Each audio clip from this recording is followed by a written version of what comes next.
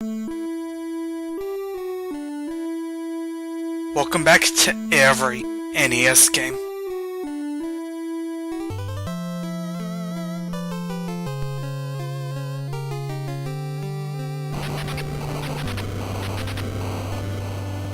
This is Castlevania 3, Dracula's Curse. During 15th century Europe, there lived a person named Dracula. He practiced sorcery in order to create a bad world filled with evil, as opposed to a bad world filled with good. He began taking over the continent of Europe, changing countries from good to bad. The good people of Europe tried to fight off Dracula, but no one was able to survive. Finally, the Belmont family was summoned to battle Dracula's vile forces. The Belmont family has a long history of fighting evil. The townspeople became afraid of the Belmonts' superhuman power and asked them to leave the country. Fortunately, the people found a mighty Belmont called Trevor.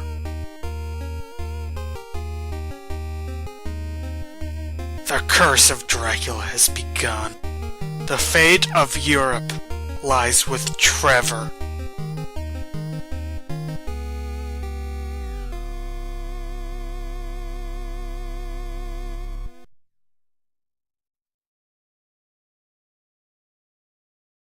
Another Castlevania. So, Castlevania 3 is actually a prequel to the first two games. So, does that matter? No. Just an interesting bit of trivia.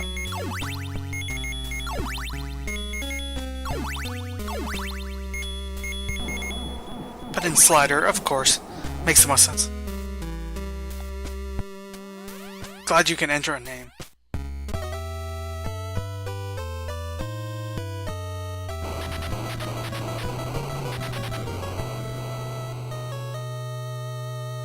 Awesome.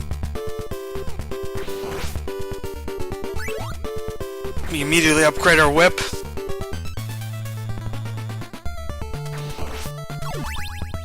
So that's good. Yeah, so thankfully this is right back to what the first game was like. Kind of a weird thing about old Nintendo games and series. You have the first game, which is a classic, then the second game goes in a different direction. Then they have the third game, which is a better version of the first game in a lot of ways, expands upon it. And this is quite similar to that. This is pretty much exactly what this game is.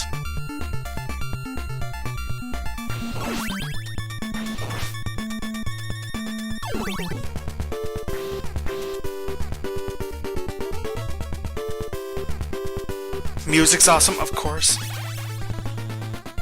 Going through some sort of, I guess, church. A giant church. A church for giants.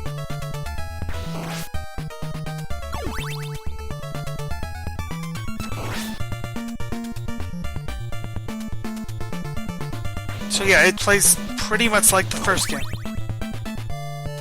Level design's very cool. It's exactly what I want. I want that giant heart, too. Surprised they kept in the crosses, considering how NES era Nintendo was like. Huh. Got our holy water again. Eh.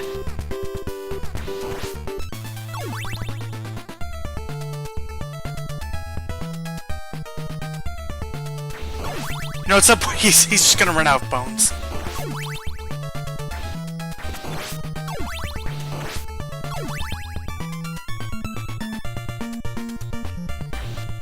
Love the nice little details of like the moss growing out of this like abandoned church. This giant abandoned church, or even like maybe it's like a castle.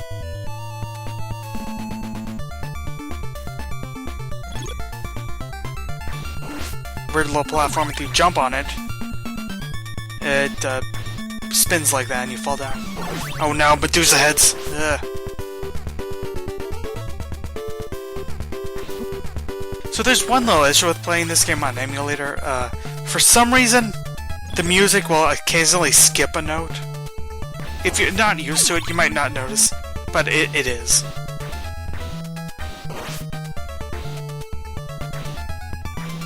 Trying to see if there's any secrets there aren't.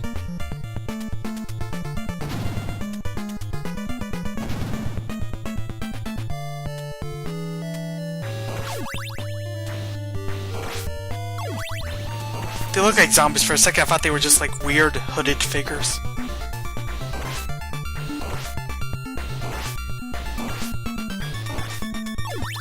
Like there is actually like great detail in this compared to the first game. First game was fairly simple, but like I just like the backgrounds in this. This is like we're just going through like some sort of like abandoned town. Yeah. But there's not a ton to say at this point because at least for the first stage, it's very similar to the first game. Just jump and whip through excellent level design. There we go. Knew there was a way to get there. Yes, we even have the wall chicken! My favorite type of chicken. Try putting some chicken in a wall next time you get some. Tastes delicious.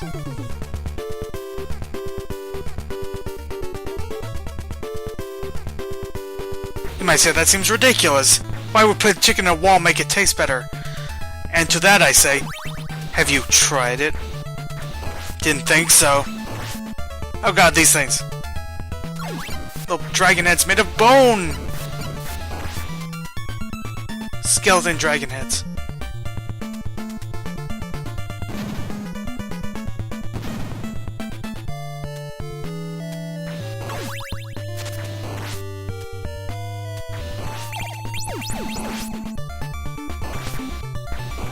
I like to call that the Caesar attack.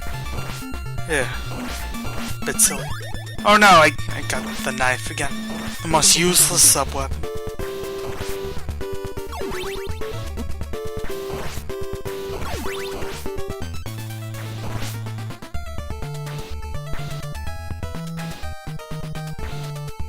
I sense a boss here. Especially with that suspicious skull. Yeah, I thought as much. Bull skulled devil skull soldier thing. But thankfully he's pretty easy, just whip him enough times and he'll die.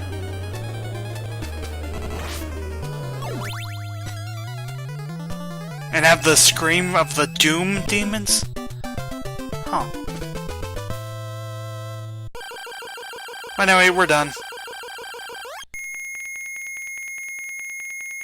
Oh god. Sound effects! Now here comes the first major difference in this game. Is now we have multiple options of where we go next. Now I always go in this direction because... well, you'll see.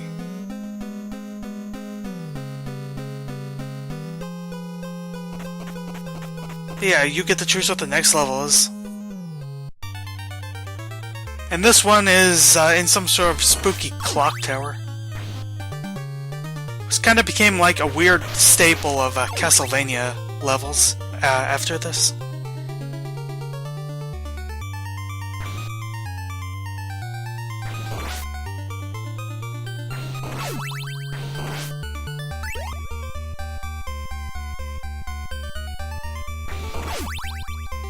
It's got the sub-weapon that stops time for a second, so that's good to have. But unsurprisingly, it uses the most amount of hearts of any of the sub-weapons, because it's pretty overpowered. Though I don't think it works on bosses.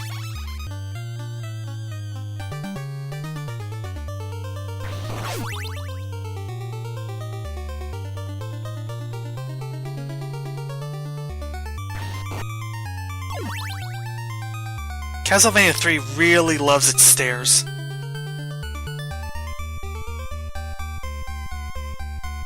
probably the only part of the game that's more awkward than it really should be. These weird stairs.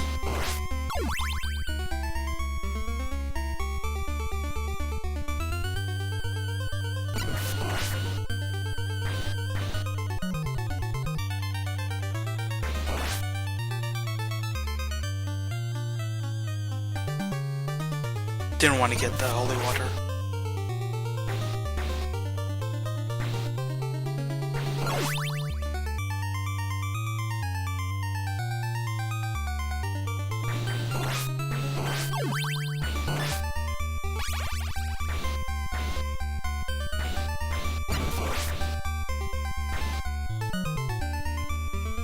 I will say this is definitely one of the slow levels of this game. It does have some of that, probably because it is still a longer game than the first one. A lot more to it.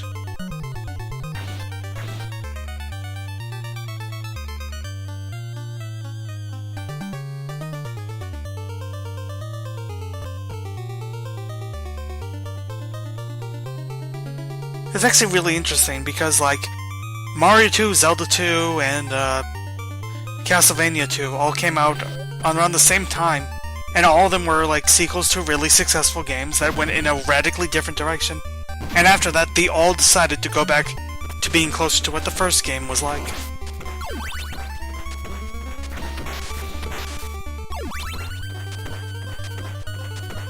I don't think Castlevania 3 quite matches up to Mario 3 with all the changes they added to that compared to the first game. And Link to the Past obviously was an SNES game compared to the NES original. But I think Castlevania 3 is still just a fantastic example of taking a basic game, a fairly basic game, especially in hindsight, and just really expanding it in all the right ways while keeping what made it so good in the first place.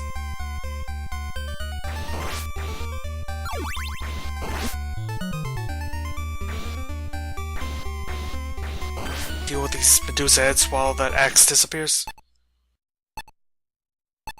Yeah, stopping time is incredibly useful. Unsurprisingly. Lets you kind of sneak past a lot of the enemies. Especially these ones that keep spawning. That's great. One of the best things about Castlevania is, like, learning exactly how jumping and attacking works. Like, trying to get the exact timing so that you'll hit the enemy. Because if you get it wrong, you will miss. You do have to be at least a tiny bit exact.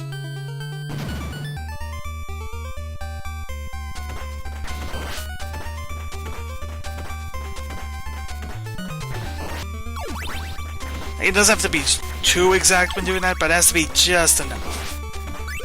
Oh, god damn it. I shouldn't have gone the knife.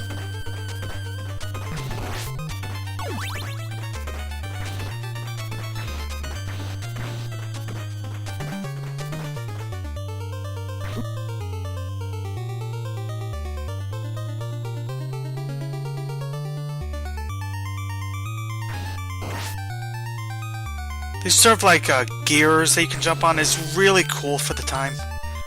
Like really trying to push like what you can do in an 8-bit game. But it also means it's a tiny bit awkward. Unsurprisingly, I guess. Like these ones over here. Like there's like a clear hitbox that doesn't match what it would be like if you actually tried to jump on something like this. But it's much closer than, like, almost anything else from that time. Like, you can actually slip off. It's not just like a generic platform that just moves. It's a lot more complicated than that.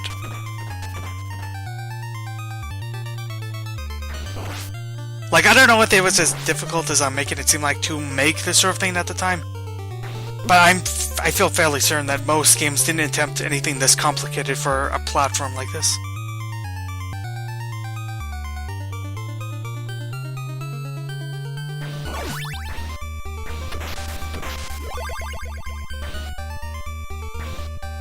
These annoying enemies whose attack animation is even slower than mine.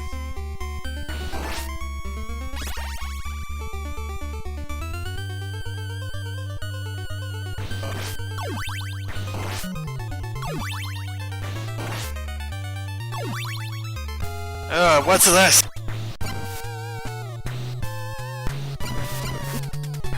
It's like a giant version of those Hunchback. Yeah, he's a giant Hunchback thing. Oh god. It's like a giant version of the Flea Man, so I was trying to say. But we killed him as well.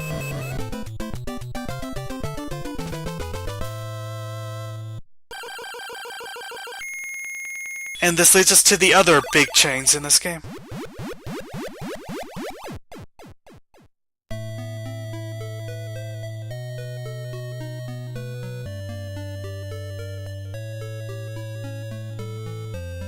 I don't think that was a ghost I was fighting, so that dream doesn't make sense. But you can actually recruit certain people in this game to join you on your journey to stop Dracula.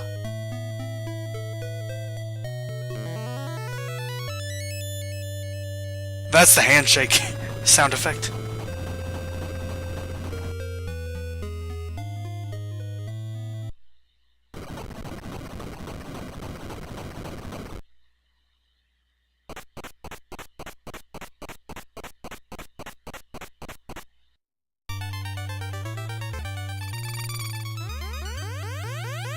Well, here we go. So the major change is that not only can they join you, but you can actually change to play as different characters. So Grant here is the sort of the quick guy.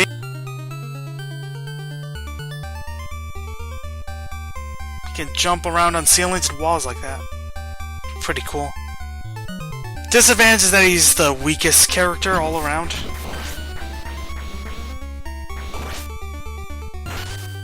Takes more damage and gives out less. And his weapon is like really small, his tiny little knife. Though it's a quick knife.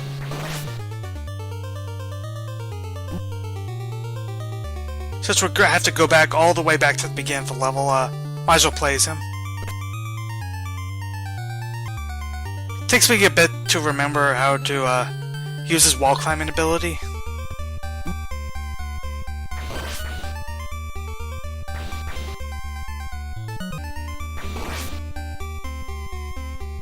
He can even save himself like that. Jumped on the wall and saved himself. That just looks cool. He's pretty versatile in a level like this.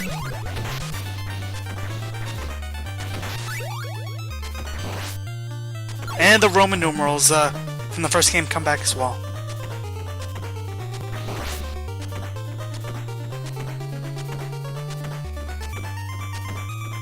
Yeah, that was...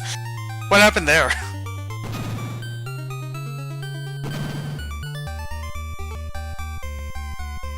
Yeah, so this is when I think I figured out how to, you have to hold the button to stay on the walls and ceilings for more than a second. Took me way too long to realize that. But you go up there and you get a 1-up.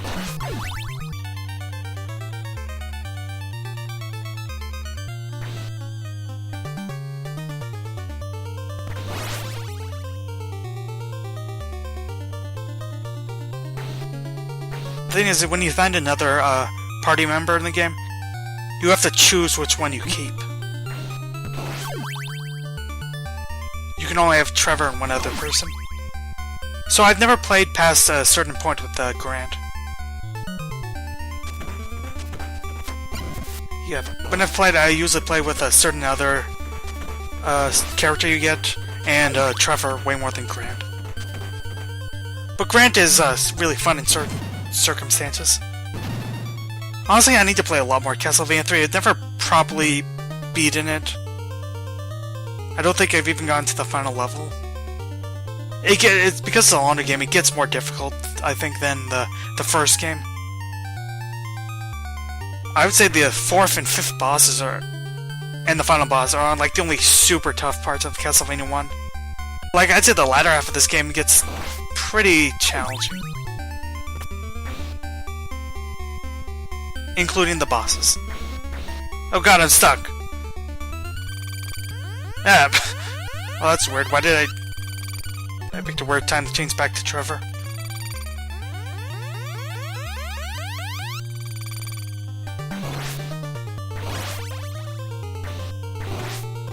Like, I think there's actually a character I've never played as. That's how much, so I haven't played all this game. But despite that, it's easily one of my favorites on the NES. It's a fantastic game. Maybe even more than the first game. Actually, I'm pretty sure more than the first game, because there's so much more to it.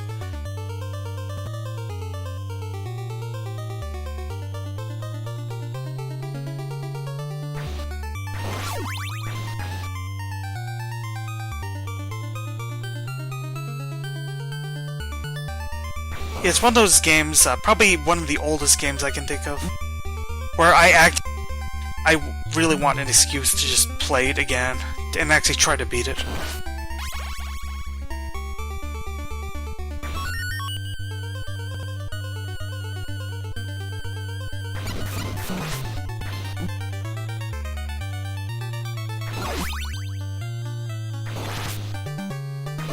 I was trying to get down here anyway. Got the return of stopping time as well. As soon as you get to the bottom of the stairs, level ends.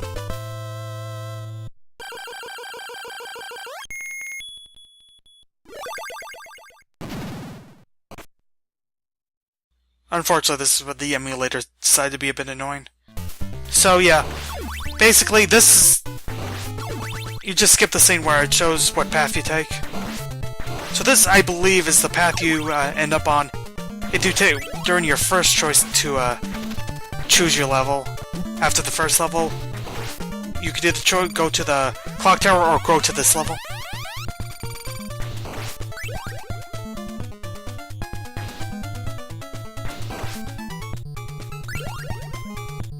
So sometimes it isn't multiple choice as much as is, do you want to play an extra level? Oh god, these owls are annoying me. Need to learn how to attack them better, oh god. Anyway, this is kind of a cool forest area. And it just keeps going on from here.